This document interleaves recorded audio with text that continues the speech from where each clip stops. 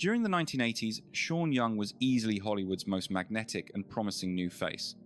After crushing roles in Blade Runner and Dune, it felt like she was destined for the history books. Between her mesmerizing looks and raw dramatic power, she possessed the kind of rare talent that suggested a career with no limits. But then the wheels fell off. A series of messy feuds and industry conflicts in the early 90s saw her vanish from the A-list. What really went wrong for Sean Young? Was she silenced for challenging the powers that be, or did her own choices sabotage her shot at greatness? Why did such a gifted actress never reach the peak she was promised? We're going to dig into that right now. Mary Sean Young was born on November 20th, 1959, in Louisville, Kentucky, to an artistic family. Her father made his living as a journalist and author, while her mother worked as a publicist and film producer.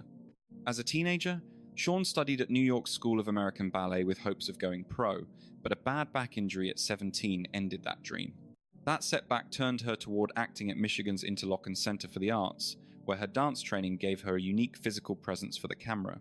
In 1981, she made a major splash in Stripes, a military comedy starring Bill Murray.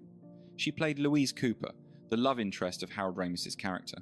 The movie was a massive commercial success, earning over $85 million and proving Sean was a rising star with serious charisma. Then, in 1982, she landed the role that would define her career and turn her into a sci-fi legend. Ridley Scott's Blade Runner featured Sean as the unforgettable Rachel. In this dark, futuristic noir, she portrayed an artificial being convinced of her own humanity, never suspecting her past was just a series of programmed recollections. Young captured lightning in a bottle with her performance. Channeling a vintage femme fatale with that sharp Art Deco style and simmering poise, she crafted a persona that felt both fragile and deeply enigmatic. The sparks between her and Harrison Ford were undeniable. She perfectly captured the soul-crushing realization of a woman waking up to find her life was nothing more than a fabricated lie. While it initially flopped at the box office and split critics down the middle, the movie eventually achieved legendary status. Today, it stands tall as one of the greatest sci-fi masterpieces in cinematic history. Sean's take on Rachel became a cultural landmark. Her performance didn't just tell a story, it established the entire visual blueprint for the cyberpunk genre for decades to come. By 1984, she appeared in David Lynch's Dune, another massive sci-fi project where she played Chani, the love interest of Paul Atreides. Even though Dune flopped before finding its cult audience, it solidified Sean as the most fascinating sci-fi actress of her era. She was on the path to greatness. In 1987, she starred in No Way Out, a political thriller with Kevin Costner, playing a woman caught in a dangerous web of secrets. The film was a hit with critics and audiences alike, proving Sean could handle heavy, dramatic material outside of the sci-fi world. In 1989, she was cast as Vicky Vale in Tim Burton's Batman, the very first modern blockbuster for the superhero. This role was supposed to be her big ticket to superstardom. However, while training on a horse for another film, she fell and broke her arm. Because of the injury and the potential filming delays, Warner Brothers decided to drop Sean and gave the part to Kim Basinger instead. This was a crushing blow for Sean, who later claimed the injury wasn't that serious and that she could have finished the movie. Losing Batman was the major turning point where her career path toward the Hollywood elite started to fall apart. Later in 1989, she starred in The Boost with James Woods. The two had a short, intense romance during filming that ended very badly. After the breakup, Woods publicly accused her of harassment and stalking, though Sean denied every single one of those allegations. That scandal trashed her reputation in the industry, and even though her performance was praised, the movie itself was a box office failure. Soon after, rumors about her being difficult and unpredictable on movie sets began to circulate throughout Hollywood. By the early 90s, Sean's standing in the industry was falling apart due to public incidents that made her look unstable and difficult to manage.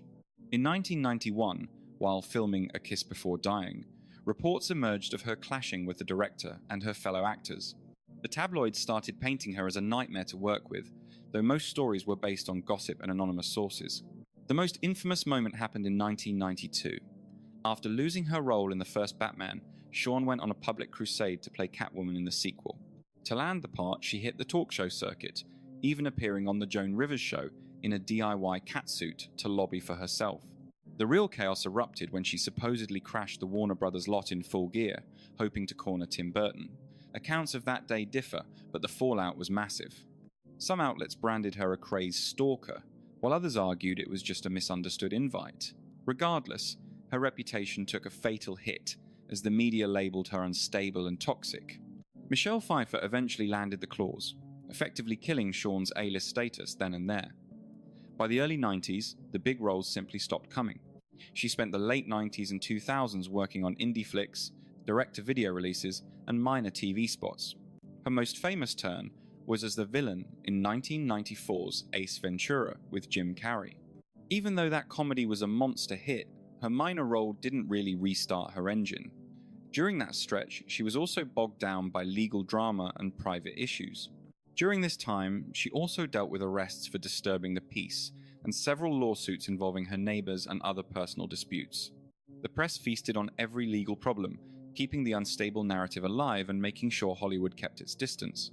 In interviews, Shawn has always been blunt about being treated unfairly, frequently stating that the industry put her on a blacklist. She claims that once you're labeled trouble in Hollywood, your talent doesn't matter anymore and the phone just stops ringing. Shawn didn't pull any punches when addressing the systemic sexism ingrained in the movie business. If a man fights for his art, he is praised as a passionate genius. However, a woman doing the exact same thing gets labeled as impossible or totally unhinged. It is a total double standard. Throughout the 2000s and 2010s, Shawn kept taking smaller gigs. She appeared in various indie projects, minor television roles like The Alienist in 2018, and several retrospectives on Blade Runner to talk about her famous role. In 2012, she penned a rogue autobiography that leaked across the web.